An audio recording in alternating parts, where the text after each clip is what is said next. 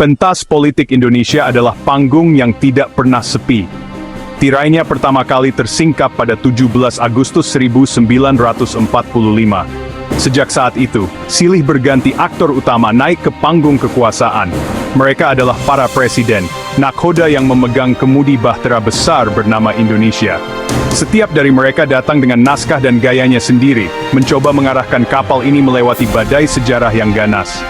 Peran mereka bukan sekadar simbol. Tangan mereka yang menandatangani undang-undang, suara mereka yang membakar semangat atau menenangkan gejolak. Keputusan-keputusan mereka, baik atau buruk, terukir abadi dalam catatan perjalanan bangsa ini, membentuk wajah Indonesia yang kita kenal hari ini. Memimpin sebuah bangsa yang terlahir dari ratusan suku, ribuan pulau, dan beragam keyakinan bukanlah pekerjaan mudah. Ini adalah tugas yang menuntut lebih dari sekadar kecerdasan politik. Dibutuhkan keberanian, visi, dan terkadang kenekatan. Presiden adalah cerminan zamannya, sekaligus arsitek masa depan. Perjalanan dimulai dengan sang proklamator, Soekarno. Orator ulung yang suaranya mampu menggetarkan dunia. Menyatukan Nusantara yang tercerai-berai. Menjadi tuan rumah konferensi Asia Afrika 1955. Tahukah Anda?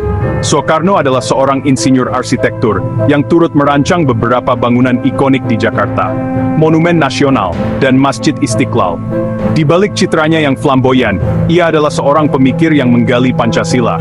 Namun, kekuasaannya berakhir tragis di tengah gejolak politik 1965, sebuah babak kelam. Kemudian panggung beralih ke Soeharto, Bapak Pembangunan. Ia berkuasa selama 32 tahun, sebuah era yang disebut Orde Baru. Stabilitas dan pertumbuhan ekonomi menjadi mantranya. Indonesia berswasembada beras. Program keluarga berencana sukses besar. Fakta uniknya, Soeharto sangat menyukai memancing dan gemar beternak. Ia membangun citra sebagai sosok bapak yang sederhana dan merakyat. Namun di balik fasad pembangunan itu, kebebasan pers dibungkam. Korupsi merajalela, kekuasaannya runtuh oleh gelombang reformasi 1998. Era reformasi melahirkan B.J. Habibie, sang jenius dari Parepare. Masa jabatannya paling singkat, hanya 517 hari. Namun warisannya luar biasa besar, membebaskan tahanan politik, membuka keran kebebasan pers seluas-luasnya, dan melahirkan undang-undang otonomi daerah. Fakta mengejutkan, di tengah kesibukannya sebagai presiden, Habibie masih menyempatkan diri membaca jurnal-jurnal ilmiah tentang kedirgantaraan. Saat kita menjejerkan nama-nama besar itu, perdebatan pun dimulai. Siapa yang paling berjasa? Argumennya bisa bercabang kemana-mana. Pendukung Soekarno akan berkata, tanpa dia, Indonesia mungkin tidak pernah ada.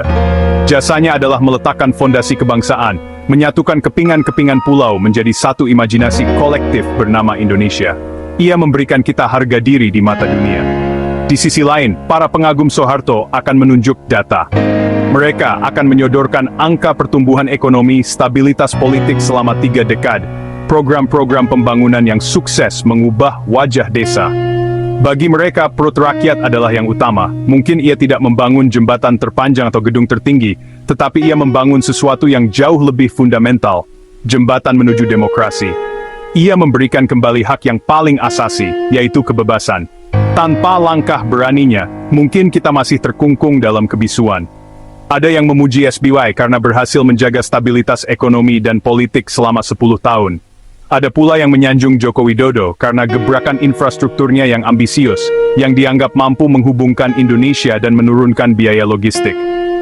Setiap klaim memiliki dasarnya, setiap argumen punya pendukungnya. Membandingkan jasa mereka ibarat membandingkan apel, jeruk, dan durian. Semuanya buah, tetapi rasa, aroma, dan teksturnya berbeda, masing-masing memiliki penikmatnya sendiri. Debat ini hidup di warung kopi hingga ruang seminar, karena ukuran jasa berbeda-beda. Sangat tidak adil jika kita menilai seorang pemimpin tanpa melihat konteks zaman yang melingkupinya. Setiap presiden mewarisi sebuah panggung dengan properti dan tantangan yang sudah tersedia. Soekarno, misalnya, memimpin di era dekolonisasi global. Tantangan utamanya adalah mempertahankan kemerdekaan yang baru seumur jagung dari rongrongan kekuatan asing dan gejolak internal. Soeharto mengambil alih kekuasaan saat negara diambang kebangkrutan ekonomi dan disintegrasi sosial. Prioritasnya jelas, stabilitas dan pembangunan. Pilihan kebijakannya, termasuk pendekatan keamanan yang represif, harus dilihat dari kacamata trauma kolektif pasca G30S. Apakah itu bisa dibenarkan? Tentu tidak sepenuhnya. Namun, memahaminya sebagai respons atas tantangan zamannya adalah langkah pertama untuk penilaian yang lebih objektif. Kemudian era reformasi datang dengan tantangan yang sama sekali baru. Habibie, Gus Dur, Megawati. Mereka memimpin di tengah euforia kebebasan, krisis ekonomi parah, dan ancaman disintegrasi. Keberhasilan mereka bukanlah monumen fisik, melainkan meletakkan kembali rel-rel institusional. Kesalahan dan kekurangan mereka pun tak sedikit, tetapi itu adalah bagian dari proses belajar. SBY menghadapi tantangan konsolidasi demokrasi dan pemulihan pasca tsunami Aceh. Joko Widodo datang di era persaingan global, kecepatan pembangunan infrastruktur dan sumber daya manusia menjadi kunci. Setiap presiden punya medan perangnya sendiri. Setiap dari mereka memiliki kelebihan untuk zamannya, dan juga kekurangan yang menjadi catatan sejarah. Setelah menelusuri jejak langkah 8 pemimpin, kita kembali pada pertanyaan awal. Sebuah pertanyaan yang mungkin tidak akan pernah memiliki satu jawaban final. Jawaban itu ada pada diri kita masing-masing, sebagai individu yang menjadi bagian dari bangsa ini. Setiap kita, dengan pengalaman hidup dan prioritas nilai yang berbeda, akan sampai pada kesimpulan yang mungkin juga berbeda-beda. Bagi seorang veteran pejuang kemerdekaan, nama Soekarno mungkin akan selalu ada di urutan pertama. Bagi seorang pengusaha yang bisnisnya tumbuh pesat di era Orde Baru, jasa Soeharto mungkin terasa paling nyata. Bagi seorang aktivis pro-demokrasi, kebebasan yang diberikan Habibie adalah segalanya. Bagi warga desa yang kini desanya terhubung jalan tol, pembangunan di era Joko Widodo adalah bukti kerja yang paling konkret. Tidak ada ukuran jasa yang tunggal. Jasa adalah sebuah persepsi, sebuah penilaian yang dibentuk oleh pengalaman dan harapan. Mungkin, pertanyaan yang lebih penting bukanlah siapa yang paling berjasa, melainkan pelajaran apa yang bisa kita petik dari setiap era kepemimpinan. Dari Soekarno kita belajar tentang pentingnya harga diri dan persatuan bangsa. Dari Soeharto, kita belajar bahwa pembangunan ekonomi tanpa keadilan dan kebebasan akan rapuh. Dari Habibie, kita belajar bahwa keberanian untuk berubah adalah kunci kemajuan. Pada akhirnya, panggung ini masih terus berjalan, tirai belum akan ditutup. Setelah 8 presiden ini, akan datang presiden-presiden berikutnya, dengan tantangan dan kesempatan yang baru. Sejarah belum selesai ditulis, dan kita semua adalah bagian dari penulisnya. Maka saya tidak akan memberikan jawaban. Saya justru ingin melemparkan kembali pertanyaan ini kepada Anda, para pemilik sah Republik ini.